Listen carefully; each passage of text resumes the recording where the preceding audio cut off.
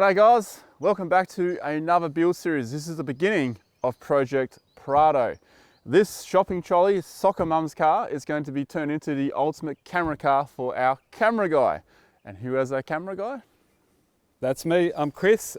A seasoned traveller, Chris has honed his skills in adventure filmmaking over the past 2 decades. His adventures have landed him in danger more than once as he faced knife-wielding locals in West Papua and spears in the jungles of the Amazon. His passion for capturing and sharing true nature has kept Chris in this industry. However, these days he spends his time filming within Australia. Chris was fortunate to work with the late Malcolm Douglas, spending weeks in remote desert areas of Western Australia. More recently, Chris has been working with YouTuber Ronny Dahl on several projects that have seen him travelling to the most remote areas of Western Australia. So how does it feel being on this side of the camera? Yeah, to be honest, Ronny, I'm not really loving it. I'd rather be on this side. Welcome to my world.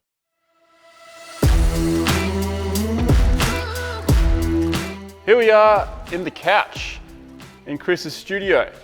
So you'll see us in here from time to time discussing some parts of the build, but what I just wanted to mention here, apart from introducing the couch itself, is just to let you guys know that even though you may not own a Prado, if you own a wagon, you're probably going to get some pretty killer ideas from this build. And the key aspects is the next part that's coming up right now.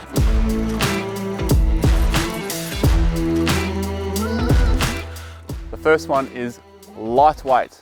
What do I mean by lightweight? Come on, I'll show you.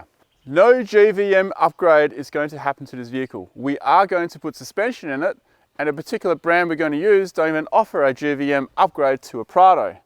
But that's fine because we don't want that for this vehicle. We want it to stay under stock GVM, which means we need to do a lightweight build. This will be one of the biggest challenges for the Prado build, but here are 4 places I can show you already where we are going to save weight. We need a lot of charging power, but we're not putting a second battery in here. There'll be a second battery in the back, which will be lithium. So we are saving 30 kilos here, roughly. Brush rails are not going on. That's another 30 kilos. Rock sliders, still going on though. Another way of saving weight, this seat is coming out. There's 3 seats in the back. This individual one is getting ditched. We're going to put a whole power box solution right here. So there's another probably 20 kilos we're saving. No rear bar. Why? You don't really need a rear bar. Rear bars add so much weight, and for what? To carry a spare tire and a jerry can? This Prado has 150 litre capacity and it already holds a spare wheel on the back. Third row seats have also been removed to save on weight, which is another great weight reduction, because you're building a touring vehicle or a camera car, what we're doing, you don't need a third row seats. So they're out, and in this place we have a flat platform, basically a clean canvas to begin this whole build. We have sourced one of the lightest options of RTTs, rooftop tents, on the market, and that's going on here. But not only that, it's going to be on a quick release bracket, which only one company of roof racks do. And we'll get to that when we actually get the tent here. It's on the water, it's on the way to Australia. So stay tuned for that.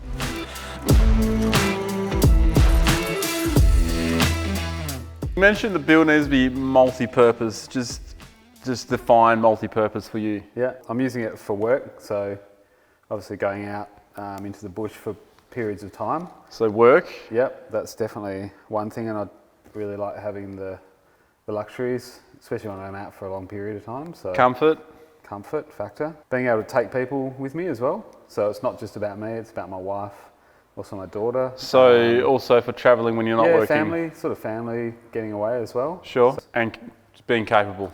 Sure. I would say. Yeah. So being like a tourer. Yeah, I want to sort of do some more desert trips as well. I want to be able to sort of head, off the beaten track, I suppose. Okay. So work, comfort, travel, tourer. Yeah. All this out of one vehicle. Yeah, something like that. Multi-purpose.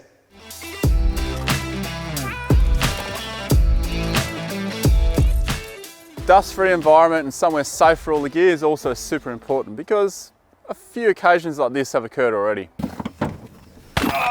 Ah, mamma mia, not the big guy. A charging station for all the gear, laptops, all that stuff that you see right now. Project Prado is a camera car. Here is all the camera gear that comes on our trips. A lot of this stuff, in fact most of it, will be carried by the Prado and will be charged in the Prado. So this will give you a rough idea of what the Prado needs to be able to do with all the electric system and all the storage. There will be a full comprehensive video on all the gear on the second channel as we got it all laid out. But in this, just a quick run through so you understand the concept of Project Prado.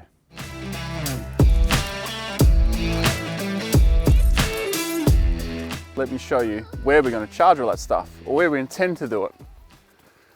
Now you would think it would be in the back, but it's not. It's going to be in the second row. As I mentioned in our lightweight solutions that we already started working on, this seat is coming out and the whole charging hub will be right here. And there's a lot of gear to charge. In regards to the Prado's charging requirements, we are getting Ronny from Climate Automotive Solutions to help us come up with the best solutions possible. Not all the unnecessary stuff, but just what the Prado needs. And the box to house everything will be built by Rob from ProCamp Solutions. He has already drafted a couple of boxes up as we've changed this a number of times, but we're getting there. Easy in, easy out. What I'm talking about. As in camera gear or camp gear? Camera gear. Just being able to have... Or both? Actually both, but number one, camera gear is just being able to access my gear really easily during Get the the day. shot, change the lens, get this camera, get that camera. Bang, straight in, straight out. Just having really good access to stuff. New battery, fresh battery, drone, whatever. Yeah. Okay, and then camp, because we arrive late at night, that especially. Frustrated, late at night. At the odd occasion we rock up late. I had a massive day. No, it's not the odd occasion. It's pretty much every night, I reckon. Yeah. Why do we arrive at camp late? That's a good question, actually. Actually, now and then you do pull an early day, and it's like, what do we do now? Like, it feels a bit odd. Crack a beer. Yeah, crack a beer. But yeah, at camp as well is just being able to have access to all my camping gear, sleeping gear, food, you pull the kitchen out, pull the rooftop tent up, and you're done. I'm done.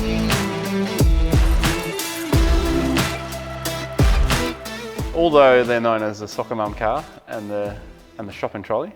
Yeah. Well, you're now a mall king because you're up higher. I am a mall king now. I test drove a Prado, I test drove a Hilux, I test drove a Fortuner, all within the same time. Now I deem the Prado more capable, just more capable than the Hilux. Yeah. It just seemed to handle better, and just the wheelbase and all that. Not much better, but better. Obviously a lot more comfortable. The Prado is up there, it's bloody capable from stock. Now that we've done all this to it, and we drove it today, which we won't talk too much about on the suspension. Yeah, it was good fun. Yeah, well, obviously you had all four wheels off the ground at one stage. But tell us really quickly, straight to the point, why you chose Prado. Number one, coming from a Hilux, which I absolutely love the Hilux, had it for quite a few years.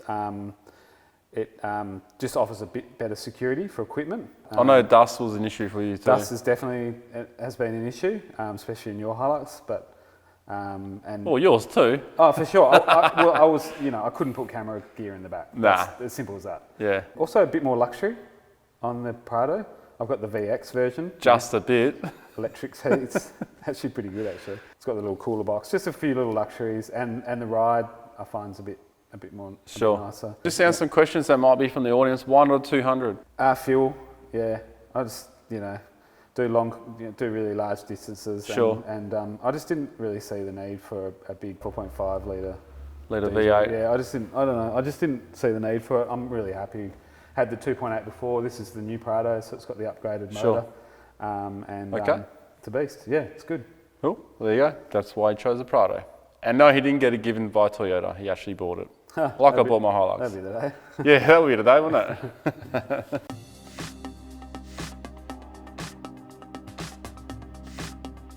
The first stage of mods.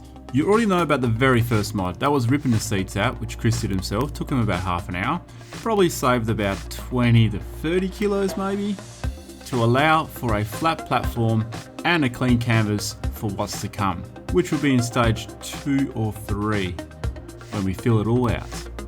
But here's what else we did. With all wagons,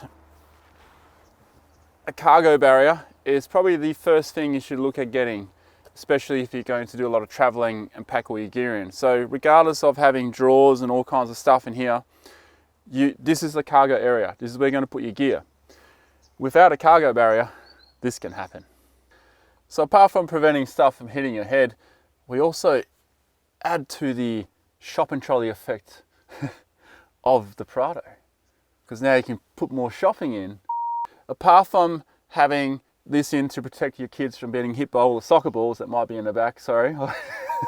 Okay, we looked at quite a few options, and this is what Chris ended up deciding with. This rack here is, I think it's actually pretty clever. This will hold all your lightweight storage on top here, and when you think about it, when you're loading up a wagon, or even a canopy in a ute or whatever, you never really utilize the top space. So a lot of people do like cargo nets and try all kinds of different things and drill into their ceiling.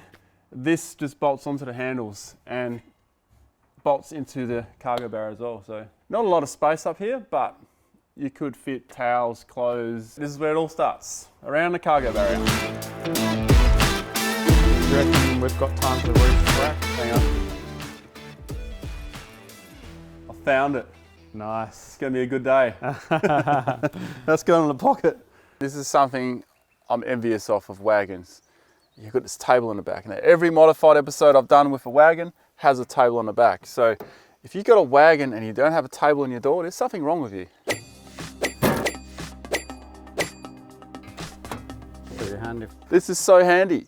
Whether it's DIY or a pre-built one by Kaon, it's a bloody good idea to have it here. It's not in your way, it's always there when you want to use it. This will mainly be used for setting up camera gear. As you can see me changing batteries just moments ago. We've had cameras on here. Also, for a quick lunch. Get your mind out of the gutter, guys. This is legit lunch.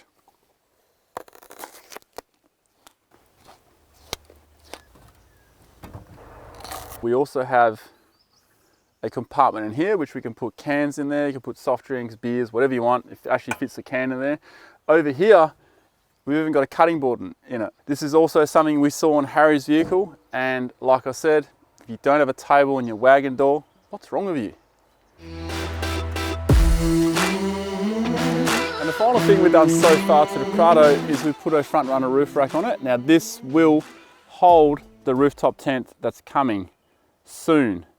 It's going to be on a quick release mechanism, and it's probably the only roof rack company I know that does this system. And it's going to be, I don't like using the word game changer, but it's going to change the game on how you drive with a rooftop tent, because how often do you use your rooftop tent? Quick release, you can take it off whenever you want. I can't wait to show you guys that. It's going to be game changing.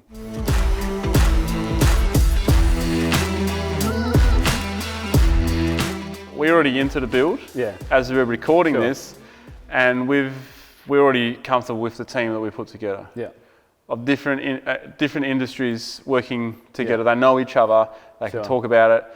In particular, Heiner from Clumman Automotive, he talks to PCS. PCS also talk to Quick Pitch Australia. All these three, they work with each other. Which is making this a lot easier, because you essentially, it changes all the time. You just make one phone call, it gets sorted. There's definitely layers to it, the build. And I think, you can put, the cart before the horse sometimes. So you've got to be really conscious that people are talking to each other, because something's going to get installed and then the next person's going to say, I've got to take it all out again because I've got to put something through here. Or, so having that, like you said, having that team has been, is great. Like it, definitely. They all know each other, and And there's some stuff happening in the background right now as we're recording episode 1, and this is for episode 3, and we haven't even started building that part yet, and we've already changed it 4 times. I'm embarrassed, so I'd rather not talk about it, to be honest. Well, it's not just you might have changed it once or twice, Yeah. but it's been changed a few more times just because of other reasons. It's getting ridiculous. It's getting beyond now. But We're talking about the power box on the second row seat. sorry, Rob, if you don't know yet, we've got another change. Like, I think he's used to it. There's so many people involved in the thinking of this. I think we're going to end up with almost the perfect vehicle. So stay tuned for episode 2, which is coming soon. That's going to be about what's on the car in the background, which you hopefully can't see too much of because it's blurred out. I think it's that blurred out. What are you, 2.8, aren't you? Yeah. Okay, well, that's pretty blurred out. Right there. All right, see you then, guys.